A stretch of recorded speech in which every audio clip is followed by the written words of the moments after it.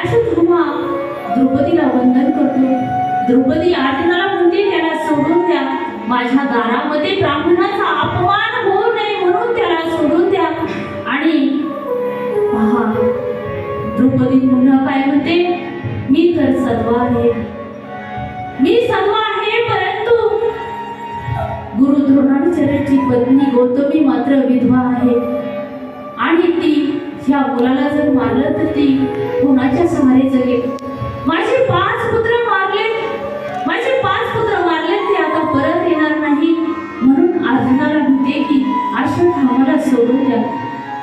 भगवान श्रीकृष्ण निर्णय देतात की द्रौपदी म्हणते ते ठीकच म्हणते, कारण ब्राह्मण अश्वत्थामा हा ब्राह्मणाचा पुत्र होता आणि जर ब्राह्मणाला मारले तर महाहत्येचं पाप लागेल. परंतु अश्वत्थामाने हत्या केली आहे आणि बालहत्या करणं हे म्हणजे अश्वत्थामा आतते आहे आणि बालहत्या करणं हे पाप आहे. म्हणून या अश्वत्थामाला तसं सोडणं हे ठीक नाहीये. म्हणून या आततायाला शिक्षा तर झालीच पाहिजे. आणि म्हणून भगवान श्रीकृष्ण म्हणतात की याचा जन्मसिद्ध हक्क मणी आहे ना, तो याचा काढून घ्या, याला निस्तेज करून टाका. जा पहा ब्राह्मणाच्या शेंडीमध्ये जो मणी असतो तो मणी त्याचा कापला, त्याला निस्तेज केलं आणि अश्वत्थामाची शेंडी कापली, निस्तेज केलं. अश्वत्थामाला वाटले की मला याच्यापेक्षा जर मारलं असतं तरी बरे झालं असतं. माझा अपमान केलाय आणि माझ्या अपमानाचा बदला मी आता घेतल्याशिवाय राहणार नाही. आणि म्हणून अश्वत्थामानं काय केलं, आता मी अपमानाचा बदला घेतल्याशिवाय जाणार नाही. म्हणून अश्वत्थामानं जाणलं की मी संपूर्ण पांडवांच्या वंशाचा नाश केल्याशिवाय आता मी राहणार नाही. आणि म्हणून अश्वत्थामाने जाणलं की अर्जुन आणि सुभद्रा चा पुत्र अभिमन्यू आणि अभिमन्यूची पत्नीची उत्तर आहे.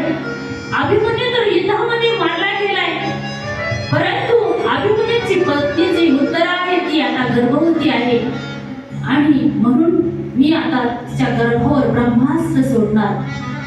म्हणून तो ब्रह्मास्त्र ह्या उत्तराच्या गर्भावर ब्रह्मास्त्र सोडलं त्याने. ब्रह्मास्त्र जवळ येऊन उत्तरा व्याकुळ झाली आणि उत्तरा व्याकुळ झाली आणि भगवंताचा धावा करू लागली.